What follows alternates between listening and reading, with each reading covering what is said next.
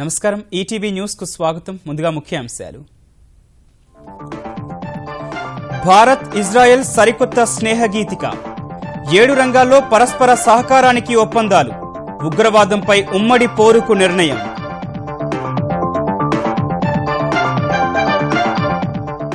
ఆంధ్రప్రదేశ్కు మరో 2 కేంద్ర ప్రభుత్వ సంస్థలు. జాతీయ రైల్వే భద్రతా అకాడమీ, ఆర్పీఎఫ్ శిక్షణా కేంద్రం నెలకొల్పనున్న రైల్వే శాఖ. తాడిపత్రిలో కుటుంబ హత్యలపై చంద్రబాబు తీవ్ర ఆవేదన.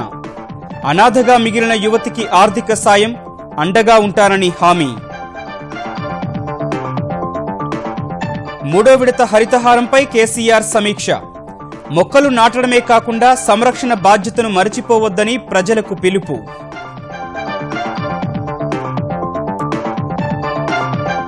ఆహార కల్తీ నివారణకు చర్యలు ముమ్మరం చేసిన తెలంగాణ యంత్రాంగం. రాష్ట్ర వ్యాప్త తనిఖీల కోసం 16 టాస్క్ ఫోర్స్ బృందాల ఏర్పాటు.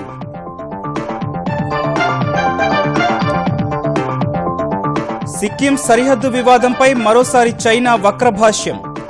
భారత్ పంచశీల సూత్రాల ఉల్లంఘనకు పాల్పడుతోందని ఆరోపణ.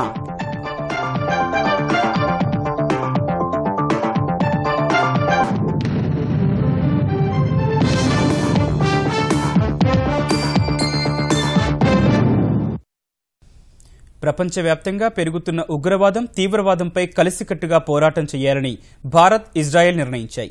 ఇరు దేశాల వ్యూహాత్మక ప్రయోజనాలను కాపాడుకుంటూనే ఉగ్రమూకలు, వాటిని ప్రోత్సహించే వారిపై కఠిన చర్యలు తీసుకోవాలని ద్వైపాక్షిక చర్చల సందర్భంగా ప్రధానమంత్రులు తీర్మానించారు. ఈ సందర్భంగా అంతరిక్షం, వ్యవసాయం, నీటి సంరక్షణ వంటి రంగాల్లో భారత్, ఇజ్రాయెల్ మధ్య 7 అవగాహన ఒప్పందాలు కుదిరాయి. ద్వైపాక్షిక బంధాన్ని మరింత బలోపేతం చేసుకోవడమే లక్ష్యంగా భారత్, ఇజ్రాయిల్ సరికొత్త స్నేహగీతం ఆలపించాయి. 3 రోజుల ఇజ్రాయిల్ పర్యటనలో భాగంగా 2వ రోజు ప్రధాని నరేంద్ర మోదీ ఆ దేశ ప్రధాని బెంజమిన్ నెతన్యాహుతో ద్వైపాక్షిక చర్చలు జరిపి వివిధ రంగాల్లో పరస్పర సహకారాన్ని మరింత పెంపొందించుకోవాలని నిర్ణయించారు. ఈ సందర్భంగా ఇరు దేశాల మధ్య 7 ఒప్పందాలు ఖరారు కాగా $4 కోట్ల పారిశ్రామిక పరిశోధన, అభివృద్ధి, టెక్నాలజికల్ ఇన్నోవేషన్ నిధి ఏర్పాటుకు ఎంఓయూ కుదిరింది. ఈ రంగంలో పరస్పర ప్రయోజనం కలిగేలా శాస్త్రవేత్తలు పరిశోధనలు జరపడం సహా అభివృద్ధి చేసి ఇరు దేశాల్లో అమలు చేసేందుకు దోహదం చేస్తారని మోదీ వెల్లడించారు. భారత్లో నీటి సంరక్షణ, సమర్థ వినియోగానికి ఇజ్రాయిల్ సహకరించేందుకు మరో 2 ఒప్పందాలు కుదిరాయి. వ్యవసాయ రంగంలో పరస్పర సహకారం సహా 2018 నుంచి 2020 వరకు కలిసి పనిచేసేలా ప్రత్యేక కార్యక్రమం చేపట్టాలని ఒప్పందం చేసుకున్నాయి. అణు గడియారాల విషయంలోనూ పరస్పర సహకారం అందించుకోవాలని తీర్మానించాయి. అంతరిక్ష రంగానికి సంబంధించి జీఈఓ, ఎల్ఈఓ, ఆప్టికల్ లింక్, చిన్న ఉపగ్రహాల కోసం ఎలక్ట్రిక్ ప్రొపల్షన్ విషయంలోనూ సహకారానికి వేరువేరు ఒప్పందాలు కుదిరాయి. ఇజ్రాయిల్ వ్యవసాయం, జల సంరక్షణ వంటి రంగాల్లో కీలక పురోగతి సాధించిందని, భారత్ అభివృద్ధిలో ఆయా రంగాలకు అధిక ప్రాధాన్యమిస్తున్నట్లు ఒప్పందాలు కుదిరిన తర్వాత మోదీ వివరించారు. Prime Minister Netanyahu and I have had productive discussions covering an extensive menu of issues, not just on areas of bilateral opportunities, but also how our cooperation can help the cause of global peace and stability. Our goal is to build a relationship that reflects our shared priorities and draws on enduring bonds between our peoples. ఉగ్రవాదం ప్రపంచానికి పెను సవాలు విసురుతోందనే విషయాన్ని గుర్తించామని తెలిపిన ఇరు దేశాల ప్రధాన మంత్రులు అది ఏ రూపంలో ఉన్నా సమర్థంగా ఎదుర్కోవాలని నిర్ణయించారు. Friends, India and Israel live in complex geographies. We are aware of strategic threats to regional peace and stability. India has suffered first-hand the violence and hatred spread by terror. So as Israel. Prime Minister Netanyahu and I agreed to do much more together to protect our strategic interests and also cooperate to combat growing radicalization and terrorism. We also discussed the situation in West Asia. It is India's hope that peace, dialogue and restraint will prevail. అంతకుముందు ద్వైపాక్షిక చర్చలు జరిపిన భవనం నుంచి ముస్లింలు పవిత్ర స్థలంగా భావించే అల్ కుద్స్, అల్ షరీఫ్ ను మోదీ తిలకించారు. ఆలయ ప్రాముఖ్యాన్ని నెతన్యాహు వివరించారు. ఇజ్రాయిల్ అధ్యక్షుడు రూవెన్ రివ్లిన్ తో సమావేశమైన మోదీ ద్వైపాక్షిక అంశాలపై చర్చించారు. 2008 ముంబై దాడుల్లో తల్లిదండ్రులను కోల్పోయిన ఇజ్రాయెల్ బాలుడు మోషే హోల్స్బర్గ్ను ప్రధాని నరేంద్ర మోదీ కలుసుకున్నారు. నెతన్యాహుతో ద్వైపాక్షిక చర్చల తర్వాత ఇరువురు 11 ఏళ్ల మోషేను కలిశారు. ముంబై దాడి సమయంలో మోషేకు కేవలం 2 ఏళ్లు కాగా ప్రస్తుతం అతడు తన తాత వద్ద పెరుగుతున్నాడు. మోదీ తమను కలుసుకోవడంపై ఆనందం వ్యక్తం చేసిన మోషే కుటుంబ సభ్యులు ముంబైకి వచ్చినప్పుడు ఆయన్ని మళ్లీ కలుస్తామని తెలిపారు. ఈ సందర్భంగా మోదీ కోసం తాను రాసిన ఓ లేఖను మోషే చదివి వినిపించాడు. మోదీ ఆహ్వానం మేరకు భారత్ వెళ్తున్నట్టు చెప్పిన నెతన్యాహు తనతో మోషేను కూడా తీసుకెళ్తారని ప్రకటించారు. I hope I will be able to visit Mumbai. And when, dear Mr. Modi, I love you and your people in India.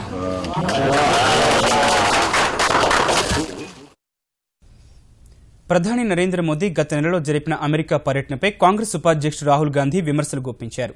America అధ్యక్షుడు డొనాల్డ్ ట్రంప్తో చర్చల్లో H1B వీసాల అంశాన్ని మోదీ లేవనెత్తకపోవడాన్ని ప్రశ్నించిన రాహుల్ ఆయన్ను బలహీనమైన ప్రధానిగా అభివర్ణించారు. మోదీ అమెరికా పర్యటన కేవలం ఫోటో ప్రదర్శన మాత్రమే అని ట్విట్టర్లో పేర్కొన్న రాహుల్ అసలు అంశాలన్నీ పక్కదారి పట్టాయని విమర్శించారు. జమ్మూ కాశ్మీర్ను భారత్ పాలిత ప్రాంతంగా అమెరికా చేసిన వ్యాఖ్యలకు విదేశాంగ శాఖ ఆమోదం తెలిపిందన్న పత్రికల కథనాలను ట్విట్టర్లో జతచేసిన రాహుల్ మోదీ గత పర్యటనలో కూడా ఇలాంటివి జరిగాయని గుర్తు చేశారు. ఆంధ్రప్రదేశ్లో మరో 2 కేంద్ర ప్రభుత్వ సంస్థలు ఏర్పాటు కానున్నాయి. దేశంలోనే మొట్టమొదటి జాతీయ రైల్వే భద్రతా అకాడమీ సహా కమాండో శిక్షణ కేంద్రాన్ని ఏపీలో ఏర్పాటు చేయాలని రైల్వే శాఖ నిర్ణయించింది. విజయవాడ సమీపంలోని గుంటుపల్లి వద్ద 33 ఎకరాల్లో జాతీయ రైల్వే భద్రతా అకాడమీ ఏర్పాటు చేయనున్నట్టు రైల్వే శాఖ అధికార ప్రతినిధి అనిల్ సక్సేనా చెప్పారు. ఆర్పీఎఫ్కు కమాండో శిక్షణ కేంద్రాన్ని అనంతపురం జిల్లా పెనుగొండ సమీపంలో 244 ఎకరాల్లో నెలకొల్పనున్నట్టు వివరించారు. ఈ సంస్థలు ఏర్పాటు చేసే స్థలాలను ఇప్పటికే పరిశీలించినట్టు చెప్పిన ఆయన పెనుగొండ వద్ద కమాండో శిక్షణ కేంద్రం ఏర్పాటుకు భూసేకరణ జరుగుతోందని తెలిపారు. అది పూర్తయిన వెంటనే శిక్షణా కేంద్రాన్ని ప్రారంభిస్తామని వివరించారు. జాతీయ రైల్వే భద్రతా అకాడమీ ఏర్పాటుకు గుంటుపల్లి వద్ద స్థలాన్ని ఉచితంగానే ఇచ్చేందుకు ఏపీ సర్కారు ముందుకొచ్చిందన్న ఆయన సాధ్యమైనంత త్వరలో ఈ సంస్థను ప్రారంభించేందుకు ప్రయత్నిస్తున్నట్టు వివరించారు. రైతులను సమస్యల సుడిగుండ నుంచి శాశ్వతంగా బయటపడేలా చేయాలన్నదే ప్రభుత్వ లక్ష్యమని ముఖ్యమంత్రి చంద్రబాబు స్పష్టం చేశారు. కరువుతో అల్లాడుతున్న అనంత రైతులను ఆదుకునేందుకే వ్యవసాయ బీమాతో పాటు పెట్టుబడి రాయితీని భారీగా ఇచ్చినట్లు ఆ జిల్లా పర్యటనలో స్పష్టం చేశారు. వచ్చే 3 ఏళ్లలో 32,000 కోట్లు ఖర్చు పెట్టి పేదలకు ఇల్లు నిర్మిస్తామని ప్రకటించారు. పెట్టుబడి రాయితీలో సింహభాగం అనంతపురం జిల్లాకు ఇచ్చినందుకు ధన్యవాదాలు తెలిపేందుకు కనగానపల్లి మండలం ముక్తాపురంలో నిర్వహించిన రైతు కృతజ్ఞతా సభకు హాజరైన ముఖ్యమంత్రి చంద్రబాబు మొదట ఆ జిల్లాలో పలు అభివృద్ధి కార్యక్రమాలు ప్రారంభించారు. ముక్తాపురంలో పేదలకు నిర్మించిన ఎన్టీఆర్ మోడల్ కాలనీ సముదాయాన్ని ప్రారంభించిన సీఎం లబ్ధిదారులతో ముఖాముఖి నిర్వహించారు. గ్రామంలో జరిగిన వనం మనం కార్యక్రమంలో పాల్గొన్న చంద్రబాబు గ్రామస్తులతో కలిసి మొక్కలు నాటారు. తరువాత రైతు కృతజ్ఞతా సభ వేదిక వద్ద ఏర్పాటు చేసిన స్టాళ్లను పరిశీలించారు. అనంత రైతులు పండించే పండ్లు, కూరగాయలను ప్రపంచం మొత్తం తినే రోజులు దగ్గర్లోనే ఉన్నాయన్న ఆయన వ్యవసాయ బీమాతో పాటు 1,032 కోట్ల పెట్టుబడి రాయితీని జిల్లా రైతులకు ఇచ్చినట్లు వివరించారు. జిల్లాలో పడిన ప్రతి నీటి బొట్టును భూగర్భ జలాలుగా మార్చుకోవాలని పిలుపునిచ్చారు. ఈ సందర్భంగా రైతు రుణమాఫీపై విపక్షాల విమర్శలను కొట్టిపారేశారు. రైతుల్ని పూర్తిగా ఆదుకోవడానికి రుణమాఫీలో అందరికీ 1,50,000 ఇచ్చాం. నిన్న యూపీలో వాళ్ళు ఇచ్చింది 1,00,000 రూపాయలను అనౌన్స్ చేశారు. తెలంగాణలో 1,00,000 రూపాయలు ఇచ్చారు. మనం చేసిన విధానాన్ని దేశం మొత్తం ఫాలో అయ్యే పరిస్థితి వచ్చింది.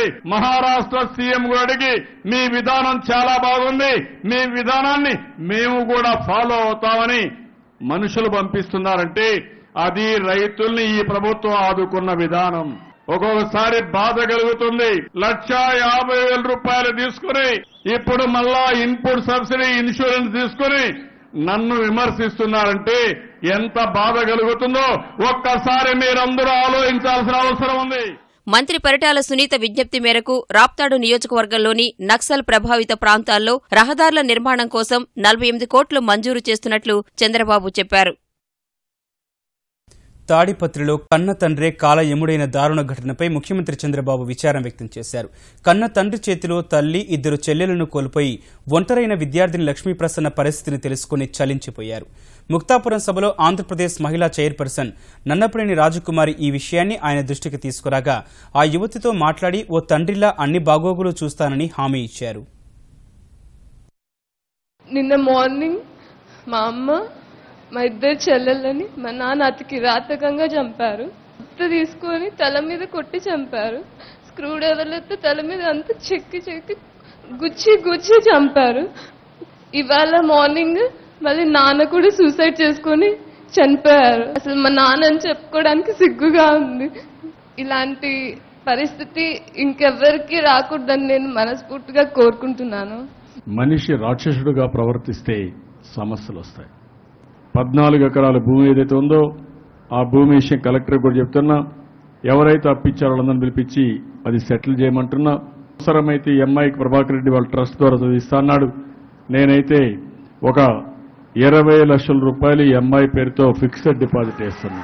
నీకు ఉద్యోగం ఇప్పించే బాధ్యత, నీ భవిష్యత్తును తీర్చిదిద్దే బాధ్యత, నీకు తల్లి తండ్రి లేని లోటు తీర్చే బాధ్యత ఈ ప్రభుత్వం తీసుకుంటాం. వ్యక్తిగతంగా నేను తీసుకుంటా. మా అమ్మ నన్ను ఐఐఎంస్ లో మేనేజ్మెంట్ కోర్స్ చేయాలని కోరుకుంది. నేను అది సాధించాలి. అది సాధించాకే ఇంకా ఆ తర్వాత ఏదైనా. నీకు ఏ అవసరం ఉన్నా నా మీద ఆధారపడు. అన్ని విధాలు నేను సహాయం చేస్తాను. ధైర్యంగా ఉండి అనుకున్న లక్ష్యం సాధిస్తాను. Okay okay. 3వ విడత హరితహారం కార్యక్రమాన్ని విజయవంతం చేయాలని ముఖ్యమంత్రి కేసీఆర్ తెలంగాణ ప్రజలకు పిలుపునిచ్చారు. మొక్కలు నాటడమే కాకుండా వాటిని రక్షించడానికి అధిక ప్రాధాన్యం ఇవ్వాలని సీఎం కోరారు. మొక్కలను నాటడం, రక్షించడం కోసం ఎక్కడికక్కడ గ్రీన్ బ్రిగేడ్లను ఏర్పాటు చేయాలని 3వ విడత హరితహారంపై ప్రగతి భవన్లో నిర్వహించిన సమీక్షా సమావేశంలో కేసీఆర్ అధికారులను ఆదేశించారు. కరీంనగర్లో మొక్కలు నాటే కార్యక్రమాన్ని ఈ నెల 12న లాంఛనంగా మొదలుపెడతానని చెప్పిన కేసీఆర్ అదే రోజు నగరంలో దాదాపు 25,000 మొక్కలు నాటాలని సూచించారు. మరుసటి రోజు నుంచి కూడా రోజుకు 5,000 మొక్కలు నాటాలని ఆదేశించారు. గుంతలు తీయడం, ట్రీ గార్డులు ఏర్పాటు చేయడం, మొక్కలు నాటడానికి అవసరమైన 25,000 మందిని సమీకరించడానికి కార్యాచరణను సిద్ధం చేసుకోవాలని సూచించారు. మొక్కలు నాటే సమయానికి మసీదుల్లో సైరన్ మోగే ఏర్పాటు చేసి సైరన్ మోగగానే మొక్కలు నాటాలన్నారు. హరితహారంలో మొక్కలు నాటేందుకు తెలంగాణ మొత్తం గ్రీన్ బ్రిగేడ్లు ఏర్పాటు చేయాలన్న కేసీఆర్ ఇందులో విద్యార్థులు, మహిళలు, ఉద్యోగులకు భాగస్వామ్యం కల్పించాలని సూచించారు. సీనియర్ అధికారి లేదా ప్రజాప్రతినిధి బ్రిగేడియర్గా వ్యవహరించాలని తెలిపారు. ఈనాం అమలులో తెలంగాణ, ఛత్తీస్గఢ్ ప్రభుత్వాలను ఆదర్శంగా తీసుకోవాలని కేంద్రం ఇతర రాష్ట్రాలకు సూచించింది. అవసరమైతే అక్కడికి వెళ్లి అధ్యయనం చేయాలని ఢిల్లీలో జరిగిన రాష్ట్రాల మార్కెటింగ్ శాఖ మంత్రుల సమావేశంలో కేంద్ర మంత్రి రాధామోహన్ సింగ్ సూచించినట్టు మంత్రి హరీష్ రావు వెల్లడించారు. ఈ సంవత్సరం నుంచి కొత్తగా మరో 16 మార్కెట్లలో ఈనాం విధానం అమలు చేయాలని సమావేశంలో నిర్ణయించారన్న హరీష్ ఇందుకోసం కేంద్రం ఇచ్చే నిధులను 30 నుంచి 75 లక్షల రూపాయలకు పెంచినట్లు చెప్పారు. ఈనాం అమల్లో లోపాల్ని సరిదిద్దాలని రాధామోహన్ సింగ్ ని కోరిన హరీష్ ఆ తర్వాత జౌళి శాఖ మంత్రి స్మృతి ఇరానీని కలిసి రాష్ట్రంలో పత్తి కొనుగోలు కేంద్రాలను పెంచాలని విజ్ఞప్తి చేశారు. పీక్ సీజన్ లో వేలాది మంది రైతులు మార్కెట్ లో ఉంటారు. అంతమంది రైతులు సర్వర్ డౌన్ అయింది ఆగండి అంటే ఆగే పరిస్థితి ఉండదు. సేమ్ డే పేమెంట్ అయ్యే విధంగా చర్యలు తీసుకోవాలి. ఒక రైతు 2-3 సరుకులు తెచ్చినప్పుడు 3 ఎంట్రీలు 3 లాట్లు కాకుండా సింగిల్ మెథడ్ లో సింగిల్ చెక్ పేమెంట్ ఇచ్చే విధంగా మార్పు తేవాల్సినటువంటి అవసరాన్ని కూడా చెప్పాం. ఒక లాట్ లో కొంత భాగాన్ని మాత్రమే ట్రేడర్ కొనుక్కున్నప్పుడు ఆ ఫెసిలిటీ ఈ న్యామ్లో లేదు. దాన్ని కూడా మీరు వెంటనే మార్చాలని కూడా చెప్పాం.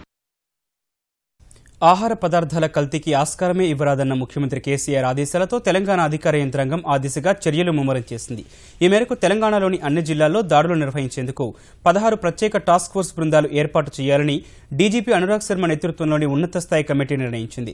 తెలంగాణలో ఆహార పదార్థాల కల్తీ సమస్యకు మూలాలు, పరిష్కార మార్గాలపై ఇవాళ సమావేశమై విస్తృతంగా చర్చించిన ఉన్నత స్థాయి కమిటీ జీహెచ్ఎంసీ, వైద్యారోగ్య శాఖ, ఇతర విభాగాలు సహా పోలీసులతో టాస్క్ ఫోర్స్ బృందాలు ఏర్పాటు చేయాలని నిర్ణయించింది. ఆహార కల్తీపై ఫిర్యాదులు తీసుకునేందుకు ఓ కేంద్రీకృత సెల్ ఏర్పాటు చేయాలని తీర్మానించింది.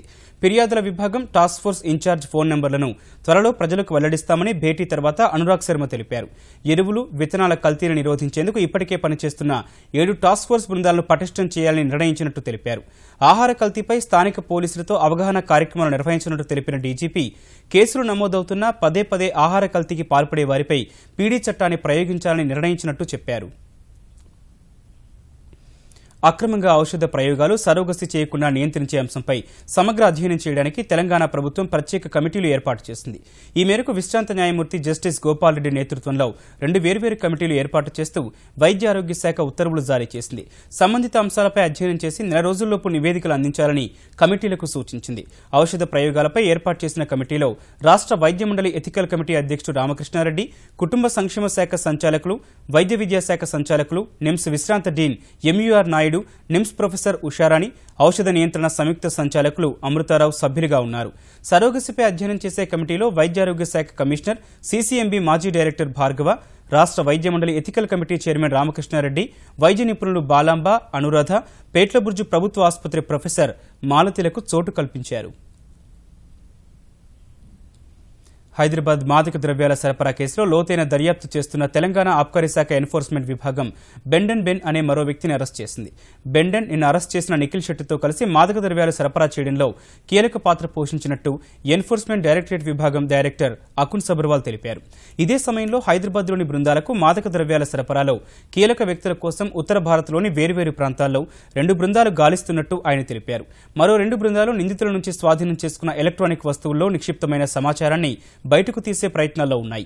ఇప్పటి వరకు అరెస్టు చేసిన నిందితులు ఆన్లైన్ ద్వారానే డ్రగ్స్ తెప్పించుకున్నట్టు చెప్పినప్పటికీ మాదక ద్రవ్యాలు ఎక్కడి నుంచి సరఫరా అవుతున్నాయి, ఎంతెంత ధర వసూలు చేస్తున్నారనే కోణంలో అధికారులు దర్యాప్తు చేస్తున్నారు.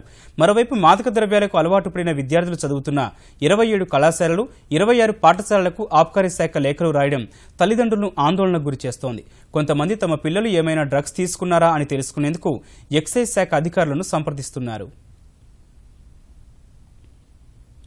హైదరాబాద్ శివార్లోని మైలార్దేవ్పల్లిలో ఉన్న ముత్తూట్ ఫైనాన్స్ లో దోపిడీకి ప్రయత్నించిన దుండగుల కోసం పోలీసుల గాలింపు కొనసాగుతోంది. ముత్తూట్ ఫైనాన్స్ లో దోపిడీకి ప్రయత్నించినప్పుడు దుండగులు వాడిన వాహనానికి ఉన్న నెంబర్ ప్లేట్ నకిలీది కావడంతో వారు ఎక్కడి నుంచి వచ్చారనే అంశం తేలడం లేదు. సీసీటీవీలో లభించిన దృశ్యాల ఆధారంగా సేకరించిన నిందితుల ఫోటోలను వేరువేరు ప్రాంతాలకు పంపిన పోలీసులు దుండగులు మాట్లాడిన భాషను అనుసరించి ఉత్తరాది వారీగా అనుమానిస్తున్నారు. ఆ దిశగా దర్యాప్తు చేపట్టిన పోలీసులు దుండగులు వదిలి వెళ్లిన వాహనం ఉన్న హ్యాపీ హోమ్స్ ను జల్లెడపట్టి వారు ఉపయోగించిన కత్తులు, ఇనప రాడ్లను స్వాధీనం చేసుకున్నారు. ముత్తూర్ ఫైనాన్స్ లో దోపిడీకి ప్రయత్నించిన వారి కోసం మొత్తం 25 బృందాలు గాలిస్తున్నారు. హ్యాపీ హోమ్స్ లో వాహనాన్ని వదిలి వెళ్లిన సమయంలో 2 ఉన్నందున మిగిలిన 5 ఎక్కడ దిగారనే కోణంలో దర్యాప్తు చేపట్టారు. ఈ దోపిడీ ప్రయత్నానికి ముందు నిందితులు పటాన్ చెరువు బాహ్యవలయ రహదారి మీదుగా వచ్చినట్లు సీసీటీవీ దృశ్యాల్లో గుర్తించిన పోలీసులు ముత్తంగి వద్ద దాబాలో వాహనాన్ని ఆపినప్పుడు 5 ఉన్నందున మరో 2 ఎక్కడ కలిశారనే కోణంలో పోలీసులు ఆరా తీస్తున్నారు. ఆదాయానికి మించి ఆస్తులు కూడబెట్టారన్న అభియోగంపై ఆంధ్రప్రదేశ్ ప్రజారోగ్యం విభాగం ఇంజనీర్ ఇన్ చీఫ్ పాము పాండురంగారావుకు సంబంధించిన మరిన్ని ఆస్తులను ఏసీబీ గుర్తించింది. ఈ కేసులో ఈ నెల 3న పాండురంగారావును కస్టడీలోకి తీసుకున్న ఏసీబీ అధికారులు గోప్యంగా ఉంచిన పలు ఆస్తుల వివరాలను కక్కిస్తున్నారు. ఆయన తెలిపిన వివరాల ప్రకారం కృష్ణా జిల్లా గంపలగూడెం సమీపంలో 98 ఎకరాల వ్యవసాయ భూమి ఉన్నట్టు గుర్తించిన ఏసీబీ అధికారులు తిరువూరు సబ్ రిజిస్ట్రార్ కార్యాలయానికి వచ్చి ఆ భూములకు సంబంధించిన దస్త్రాలు, ఆధారాలు తీసుకున్నారు. వినగడప, అనుముల్లంక, మేడూరు గ్రామాల్లో పాండురంగారావు అత్తింటి వారి పేరున ఈ భూములు ఉన్నట్టు గుర్తించిన అధికారులు దాని విలువ కోట్లలో ఉంటుందని అంచనాకొచ్చారు. ఇప్పటి వరకు 500 కోట్ల రూపాయలకు పైనే అక్రమాస్తులున్నట్టు అనుమానిస్తోన్న ఏసీబీ అధికారులు మరో 2 రోజుల కస్టడీలో మరిన్ని ఆస్తుల వివరాలు బయటకొచ్చే అవకాశం ఉందని చెబుతున్నారు. సదావర్తి భూముల విషయంలో న్యాయస్థానం తీసుకున్న నిర్ణయాన్ని గౌరవిస్తామని ఆంధ్రప్రదేశ్ ఐటీ పంచాయతీరాజ్ శాఖ మంత్రి నారా లోకేష్ అన్నారు. వైకాపా ఎమ్మెల్యే రామకృష్ణారెడ్డి కోర్టు చెప్పిన సొమ్ము చెల్లించేందుకు తన వద్ద తెల్లధనం లేదనటాన్ని తప్పుపట్టిన లోకేష్ ఎంత నల్లధనం ఉందో చెప్పాలని డిమాండ్ చేశారు. డబ్బు లేనప్పుడు కోర్టుకు ఎలా వెళ్లారని విజయవాడ సెంట్రల్ నియోజకవర్గ కార్యకర్తల విస్తృత స్థాయి సమావేశంలో పాల్గొన్న లోకేష్ ప్రశ్నించారు. ఈ సమావేశంలో కార్యకర్తల సమస్యను తెలుసుకుని పరిష్కారాలు సూచించారు. బాలకృష్ణ ఉండగా ఎన్టీఆర్ జీవిత చరిత్రపై తీసే సినిమాకు ఎలాంటి ఢోకా లేదని, ఇందుకు తమందరి పూర్తి సహకారం ఉంటుందని లోకేష్ చెప్పారు. ఆనాడే తెలుగుదేశం పార్టీ చెప్పింది, ప్రభుత్వం చెప్పింది 25% ఎక్కువిచ్చి మీరు కొనుగోలు చేస్తాను చేయండి అని చెప్పింది. ఆనాడు చేయలే. ప్రజల ముందర డ్రామాలు ఆడేదని చేస్తున్నారు. వాళ్ళపైన ఇప్పుడు బాధ్యత ఉంది. రామకృష్ణారెడ్డి గారి పైన బాధ్యత ఉంది. ఆయన కొనాలా. మళ్ళీ ఆయన ఏదో బినామీలు పెట్టి కొనిస్తే మేము ఒప్పుకోం. ఆయన కొంటా అన్నారు, కొని తీరాలా. 2 వారాలు గడువు ఇచ్చింది, ఆయన కొని తీరాలా. దేశంలో నల్లధనాన్ని నియంత్రించడం సహా పన్ను ఎగుమతిదారులను కట్టడి చేసేందుకే జీఎస్టీని తీసుకొచ్చినట్లు కేంద్ర మంత్రి వెంకయ్యనాయుడు స్పష్టం చేశారు. కృష్ణా జిల్లా ఆత్కూరులోని స్వర్ణ భారత్ ట్రస్ట్లో శిక్షణ పూర్తి చేసుకున్న వారికి ధ్రువపత్రాలు, ఉద్యోగ నియామక పత్రాలు అందజేసిన ఆయన యువతకు స్వయం ఉపాధి, ఉద్యోగ అవకాశాలు కల్పించడంలో ట్రస్టు ఎంతో కృషి చేస్తోందని వివరించారు. ఆత్కూరు కేంద్రం ద్వారా ఇప్పటి వరకు 1,300 మంది స్థిరపడ్డారని వివరించిన వెంకయ్య జీఎస్టీపై విపక్షాలు చేస్తోన్న విమర్శలను కొట్టిపారేశారు. జీఎస్టీని హడావిడిగా తెచ్చారన్న ఆరోపణలు ఖండించిన వెంకయ్య ఈ విధానంపై 17 ఏళ్లు కసరత్తు జరిగిందని వివరించారు. జీఎస్టీ అమలుపై నష్టపోయే రాష్ట్రాలకు కేంద్రం సాయం చేస్తుందన్న ఆయన అన్ని రాష్ట్రాలు కేంద్ర ప్రభుత్వ ఆదాయ వనరులు పెరుగుతాయని వివరించారు. జీఎస్టీ అమలుతో 80% వస్తువుల ధరలు తగ్గుతాయన్న వెంకయ్య ఈ విధానంపై వ్యాపారులు ఎలాంటి ఆందోళనకు గురి కావాల్సిన అవసరం లేదన్నారు. జీఎస్టీ అంటే గుడ్ సింపుల్ ట్యాక్స్. ఉద్దేశం ఏంటంటే పన్నుల యొక్క విధానం సరళీకృతం చేయాలా, అందరూ పన్ను కట్టేట్టుగా చూడాలా, ఆ పన్ను యొక్క భారం తగ్గేట్టుగా చూడాలా, దేశం యొక్క ఆదాయం పెరిగేట్టుగా చూడాలా, సంపదను పెంచాలా, సంపదను పంచాలా, అది ఉద్దేశం. అగ్రరాజ్యంపై దాడి చేయగల ఖండాంతర క్షిపణిని తొలిసారి ప్రయోగించిన ఉత్తర కొరియాకు గట్టి హెచ్చరికలు చేస్తూ అమెరికా, దక్షిణ కొరియా బల ప్రదర్శనకు దిగడం ఆ ప్రాంతంలో ఉద్రిక్తతల్ని మరింత పెంచింది. 2 దేశాల సైన్యాలు సంయుక్త సాధన నిర్వహించి అధునాతన క్షిపణుల్ని పరీక్షించాయి.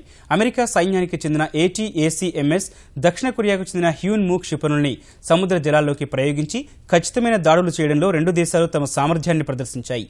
అటు ఉత్తర కొరియా మంగళవారం ప్రయోగించింది ఖండాంతర క్షిపణిని ధృవీకరించిన అమెరికా రక్షణ శాఖ ఆ దేశం నుంచి ముప్పు పెరిగిందని ఆందోళన వ్యక్తం చేసింది. మిత్ర దేశాలైన దక్షిణ కొరియా, జపాన్లకు రక్షణపరమైన సహకారం అందించడంలో ఉక్కు సంకల్పంతో పనిచేస్తున్నట్లు స్పష్టం చేసింది. ఉత్తర కొరియా అణ్వస్త్రాలు సమకూర్చుకోవడాన్ని ఎట్టి పరిస్థితుల్లో అంగీకరించబోమన్న అమెరికా ఆ దేశం నుంచి పొంచి ఉన్న అంతర్జాతీయ ముప్పును ఎదుర్కొనేందుకు ప్రపంచస్థాయి చర్యలు చేపట్టాల్సిన అవసరం ఉందని ఉద్ఘాటించింది.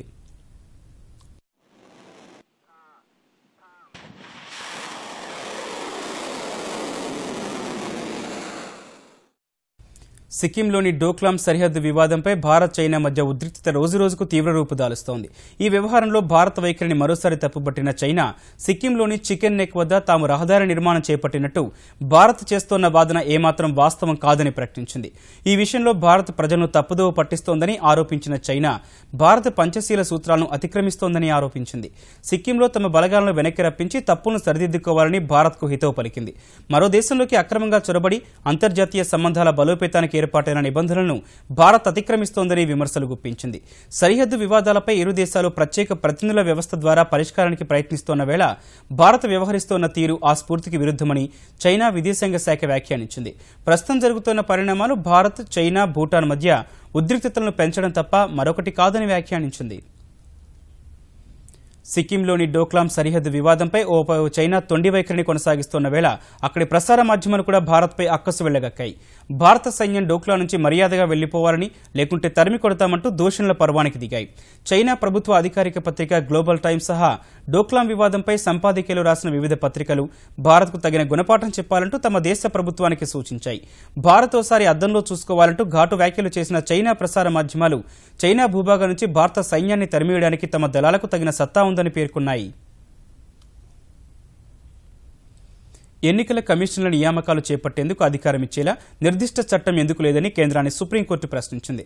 ప్రస్తుతం రాజకీయాల ద్వారా ఎన్నికైన పరిపాలకులే ఎన్నికల కమిషన్లో నియమిస్తున్నారని, ఇకపై ఆ నియామకాలు జరిపేందుకు కొలీజియన్ తరహాలో ప్రత్యేక కమిటీ ఏర్పాటు చేసేలా ఆదేశివ్వాలని కోరుతూ దాఖలైన వ్యాజ్యంపై న్యాయస్థానం ఈ మేరకు స్పందించింది. ప్రధాన ఎన్నికల కమిషనర్ సహా ఎన్నికల కమిషనర్ల నియామకం నిర్దిష్ట చట్టానికి అనుగుణంగానే జరగాలని రాజ్యాంగం చెబుతున్నా ఇప్పటివరకు కేంద్రం అలాంటి చట్టం చేయలేదని సర్వోన్నత న్యాయస్థానం అసంతృప్తి వ్యక్తం చేసింది.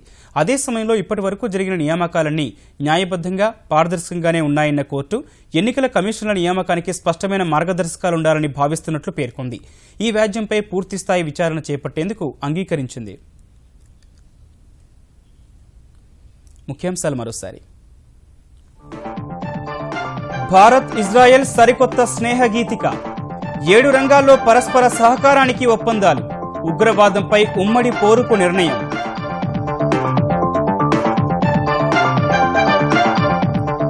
ఆంధ్రప్రదేశ్కు మరో 2 కేంద్ర ప్రభుత్వ సంస్థలు. జాతీయ రైల్వే భద్రతా అకాడమీ, ఆర్పీఎఫ్ శిక్షణా కేంద్రం నెలకొల్పనున్న రైల్వే శాఖ. తాడిపత్రిలో కుటుంబ హత్యలపై చంద్రబాబు తీవ్ర ఆవేదన. అనాథగా మిగిలిన యువతికి ఆర్థిక సాయం, అండగా ఉంటానని హామీ. 3వ విడత హరితహారంపై కేసీఆర్ సమీక్ష.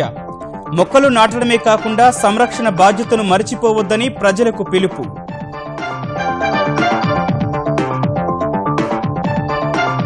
ఆహార కల్తీ నివారణకు చర్యలు ముమ్మరం చేసిన తెలంగాణ యంత్రాంగం. రాష్ట్ర వ్యాప్త తనిఖీల కోసం 16 టాస్క్ ఫోర్స్ బృందాల ఏర్పాటు.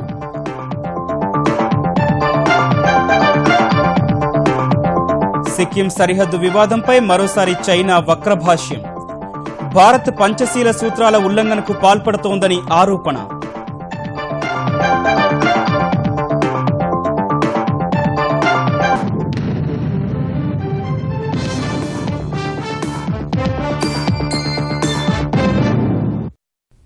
ఈటీవీ న్యూస్ సమాప్తం. నమస్కారం.